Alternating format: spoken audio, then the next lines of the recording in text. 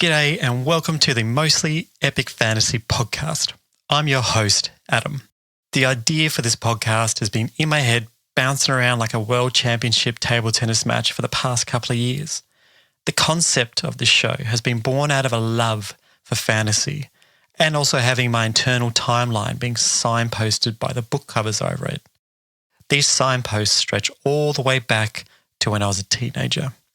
When I turn and look back, it's always with a happy, compounded nostalgia of time spent curled up on the couch with images of Trollocs chasing Rand and Co on the ways, or missing my bus stop on the way to work being pulled page by Prince Arutha, sneaking into Morlin. Damn, I really need to go back and read all of these again. They're freaking amazing. I'm going to discuss the books I've read and what life was like at the time. The life I will show you and tell you about is my own. Its triumphs, struggles, and mediocrity, which brings me to the main struggle I have with actually doing this show. I have often wondered, who would want to listen to me? I'm no Caesar or Elon Musk. I don't have $1 billion or fort in walls that are far away, or even been a Casanova.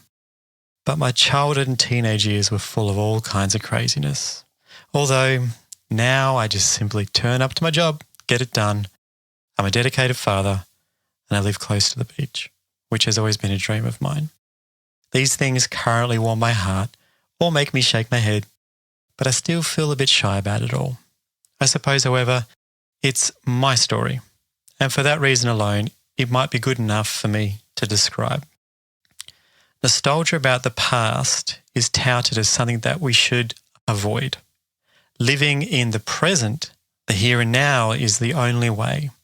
It's often said it's all you can control, and being present will ultimately lead to a satisfactory life.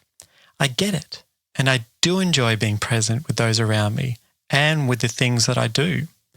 I also enjoy reminiscing about the past, thinking about the joy of starting a series and then the eventual painful satisfaction with finishing it, still wanting more.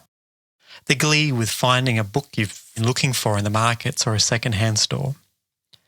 Or the absence of time being lost in the moment in the pages in front of you.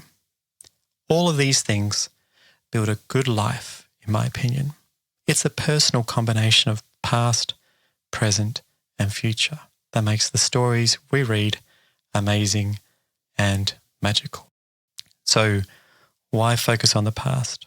I believe if we revisit the points in time we found a book and noticed who we were, it will shine a light on our own arc to our story and remind us of the reasons why we read.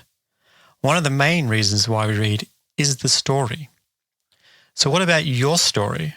What do your signposts look like? What are the events and what is the journey? I hope to remind you of your journey and do that through our shared fondness or affection or love for fantasy. I'm excited to share this show with you. Thank you for listening,